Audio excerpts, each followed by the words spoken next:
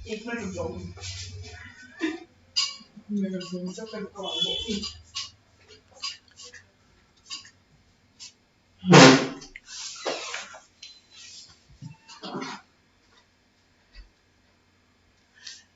नमो नमः बच्चों।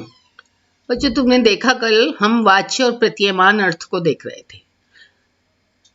धन्यकार ने कहा कि वाच्य और प्रतीयमान से अतिरिक्त जो प्रतीयमान अर्थ होता है वह महाकवियों की वाणी में एक विशेष अलौकिक वस्तु होता है।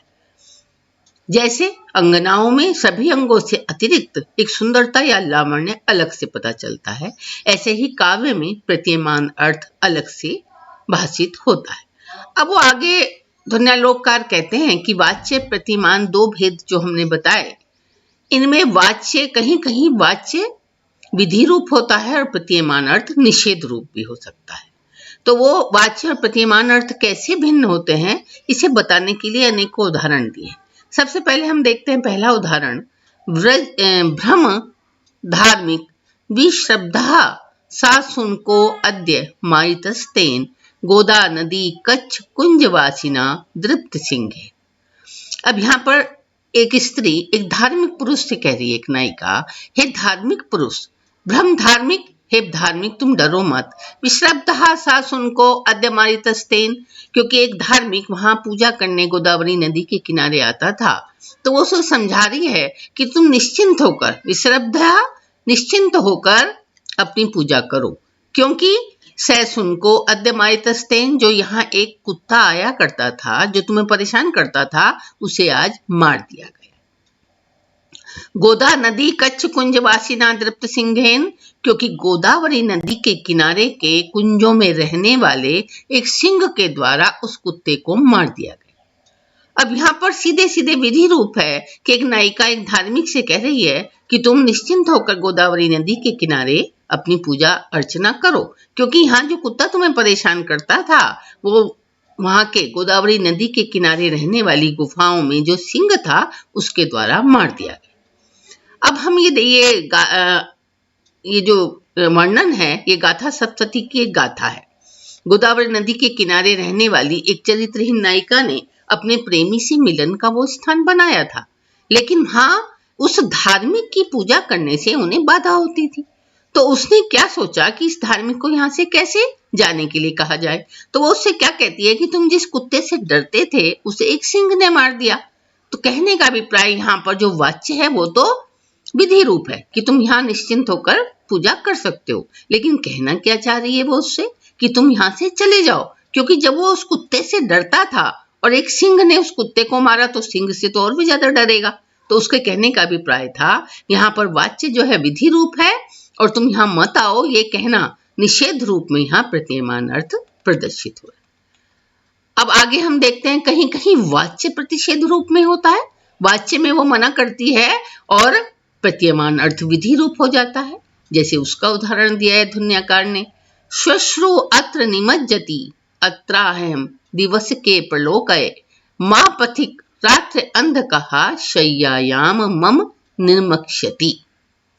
एक स्त्री जिसका पति परदेश में गया हुआ है, उसके घर कोई अतिथि आया और वो अतिथि उस पर आसक्त होता है, वो भी उससे मिलने की रात्रि में योजना बनाती है। तो वो क्या कह रही है उससे, श्वश्रु अत्र निमज्जति, मेरी सास, दिन में उसे दिखा रही है, श्वश्रु अत्र निमज्जति, मेरी सास यहाँ सोती है, अत्र अहम, और यहाँ मैं सोती हूँ, दिवस के प्रलोक है, दिन में ही देख लो, मां पथिक, हे पथिक, हे यात्री, रात्रि अंधकार, रात्रि में अंधकार के कारण, शय्यायाम मम निर्मक्ष्यति, तुम कहीं मेरी शैया पर ना गिर जाओ।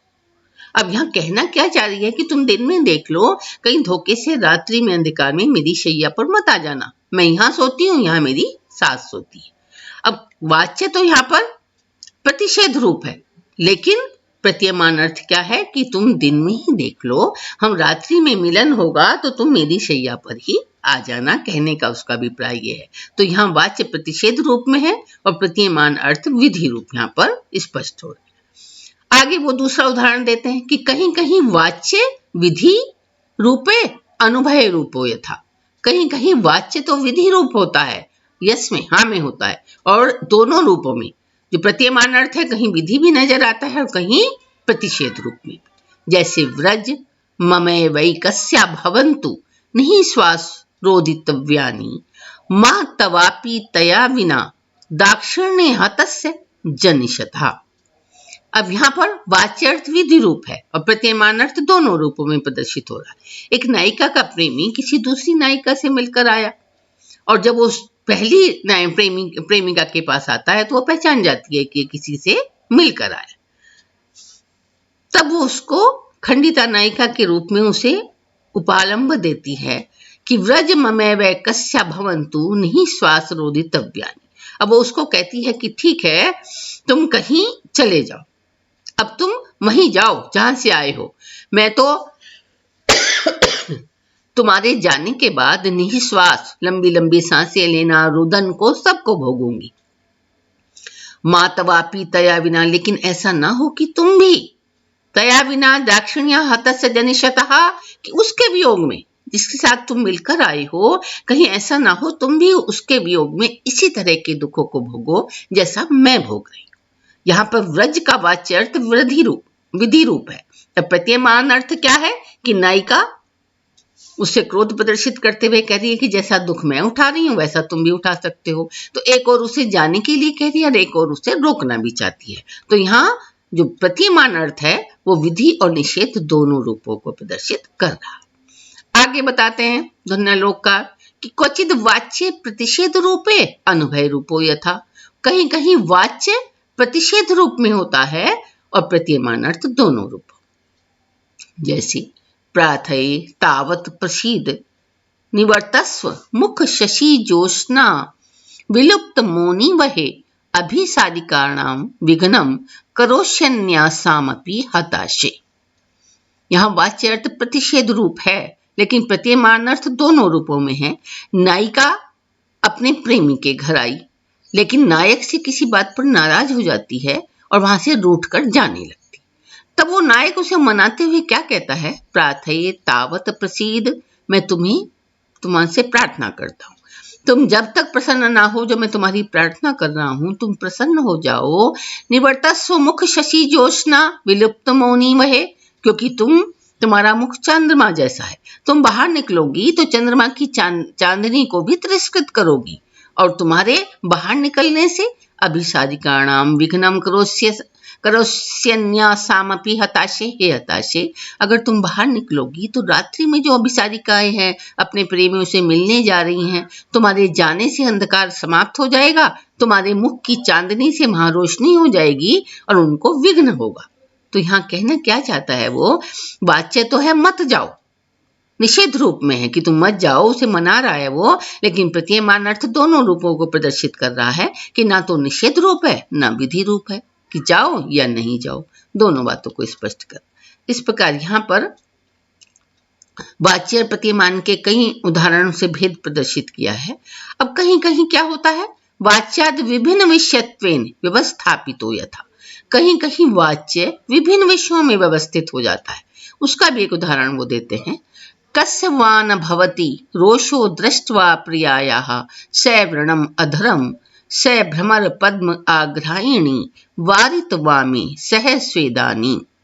अब कस्य वा न भवति रोषो, दृष्ट्वा, किसको क्रोध नहीं होगा देखकर, प्रियायाः सैव्रणम अधरम, अपने प्रिया के अधर को घायल देखकर किसे क्रोध नहीं होगा। स भ्रमर पद्म आग्रायणी, हे कमल को सूंघने वाली, भ्रमर से युक्त कमल को सूंघने वाली, वारित मामे सह स्वेदानी, तुझे अनेकों प्रकार से मैंने रोका लेकिन तूने नहीं माना। अब यहाँ हमने देखा कि अब तक जो उदाहरण थे सब वाच्य अर्थ था, नायक नायिका के विषय में कह रहा था, एक दूसरे को सुना रहे थे। लेकिन यहाँ हम क्या देखते हैं, यहाँ अर्थ अन्य विषय में आरोपित हो रहा है। जैसे एक सखी अपनी दूसरी सखी को देख रही है कि वो किसी से मिलकर आई, किसी अन्य प्रेमी से मिलकर आई है पति से अतिरिक्त, और उसका अधर घायल हो गया।